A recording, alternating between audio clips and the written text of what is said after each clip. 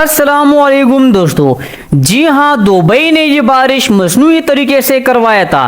Dubai दुनिया के उन गर्म और बेआबोगया सहराओं में से एक है जहां पूरे साल में भी 100 मिलीमीटर या 120 मिलीमीटर बारिश नहीं होती, लेकिन परसों दुबई में 100 मिलीमीटर बारिश सिर्फ एक दिन में रिकॉर्ड हुई है, जो किसी भी अजूबे से कम नहीं है। और ये दुबई ने मसनूई तरीके से करवाया था।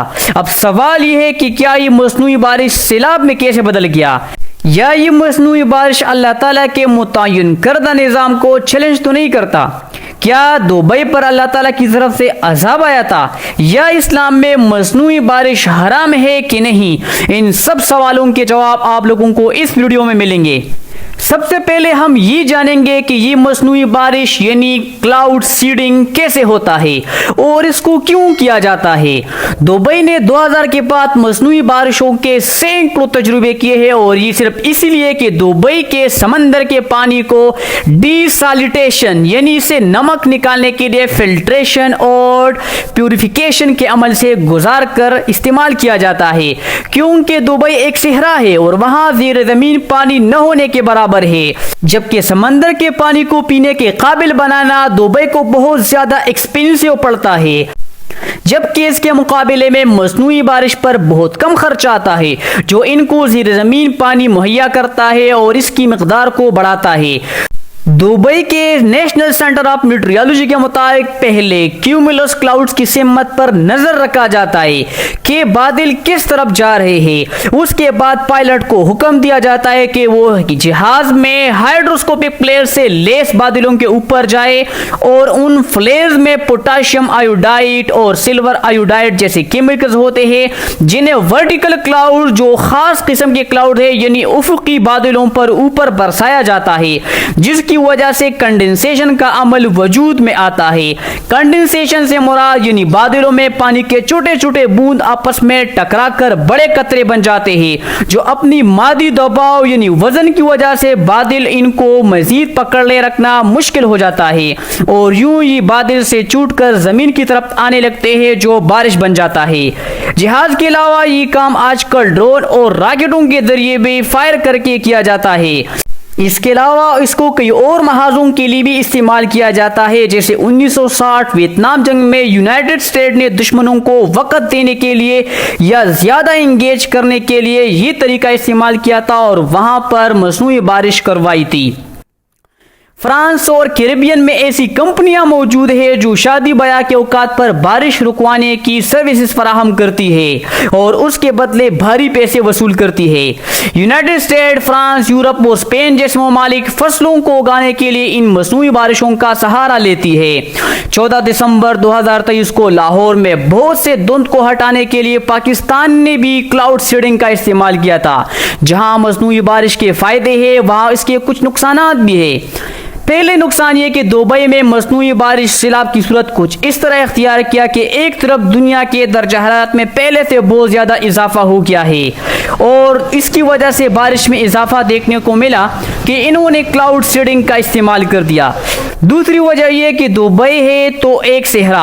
अब अगर मसनूई बारिश की शुरुआत इनके कंट्रोल में है तो बारिश कब ख़त्म होगा ये इनके कंट्रोल में नहीं है, इसलिए भी बारिश ज़्यादा हो गया और सैलाबी सूरत हाल इख्तियार कर गया। तीसरी वजह यह है कि दूसरे ममालिक की तरह दुबई में पानी को स्टोर करने के लिए डैम मौजूद नहीं है, और न इनका ख्याल था कि बारिश इतना ज़्यादा होगा जिसकी वजह से सैलाब मंजर आम पर आ गया। चौथी वजह यह भी हो सकती है शायद दुबई ने इस बार कुछ नया तजुर्बा किया हो, जैसे सिल्वर आयोडाइड या पोटाशियम आयोडाइड का मिकदार ज़्यादा इस्तेमाल किया हो ज़्यादा बारिश करवाने के लिए, यानी 100% रिजल्ट हासिल करने के लिए उन्होंने इस तरह किया होगा। या शायद मुस्तकबिल में बारिश इनके तकाज़ों के मुवाफिक होगा और ये एक रिसर्च तस्वूर किया जाए, इसीलिए तो इसके असरात शुमाली पाकिस्तान, जनूबी ईरान और इंडिया के कुछ हिस्से में भी देखने को मिली, और ये हर बार ऐसा ही होता है। जैसा आप लोग देख सकते हैं कि पाकिस्तान की शुमाली इलाकाजात में आजकल बहुत ज़्यादा सैलाबी रेले निकले हुए हैं और उसके काफ़ी नुकसान भी हमको देखने को मिल रहे हैं। अब दूसरा सवाल ये है कि क्या ये मसनूई निज़ाम या बारिश अल्लाह ताला के मुतय्यन करदा निज़ाम को चैलेंज करता है कि नहीं? تو یہ مصنوعی بارش اللہ تعالیٰ کے قدرت کو، اس کے نظام کو بالکل بھی چیلنج نہیں کرتا، کیونکہ انسان یہ بارش خود نہیں بناتا اور نہ بادل کو بناتا ہے، بلکہ اللہ تعالیٰ کے بنائے ہوئے بادلوں سے اپنی مرضی کے مطابق بارش برساتے ہیں۔ اس کو اس مثال سے سمجھیے کہ آپ کے پاس مرغی کا ایک انڈا ہے، اب آپ کی مرضی ہے کہ اس انڈے کو آپ فریزر کے اندر فریز کرنا چاہتے ہیں مہینوں اور سالوں کے لیے، یا آپ اس سے ایک نیا چوزا نکلواتے ہو۔ تو اسی طرح یہ بادل اللہ تعالیٰ کی طرف سے ایک نعمت ہے اور ہمارے فائدے کے لیے ہی بنائے گئے ہیں۔ تیسرا سوال یہ ہے کہ کیا یہ بارش واقعی میں مصنوعی بارش تھا یا اللہ تعالیٰ کی طرف سے ایک عذاب تھی؟ تو یہ مصنوعی بارش تھی، نہ کہ اللہ تعالیٰ کی طرف سے ایک عذاب تھا، کیونکہ دبئی یہ تجربے کئی دفعہ کر چکی ہے اور خود بتاتے ہیں۔ So by these operations we try to increase this amount by, for example, from 15 to 30%. اس کے علاوہ ان بارشوں میں بجلی اور تندر بھی دیکھنے کو نہیں ملا، جو ایک مصنوعی بارش کی نشانی ہے۔ چوتھا اور آخری سوال یہ ہے کہ یہ مصنوعی بارش اسلام کی نظر میں، اسلامی تعلیمات کی نظر میں حرام ہے یا حلال؟ تو اللہ تعالیٰ مختلف جگہوں پر قرآن پاک میں ارشاد فرماتے ہیں، ان اللہ عندہ علم الساعۃ وینزل الغیث۔ ایک اور جگہ فرماتے ہیں، اولم یروا انا نسوق الماء الى الارض الجرز فنخرج به زرعا تاکل منه انعامهم وانفسهم۔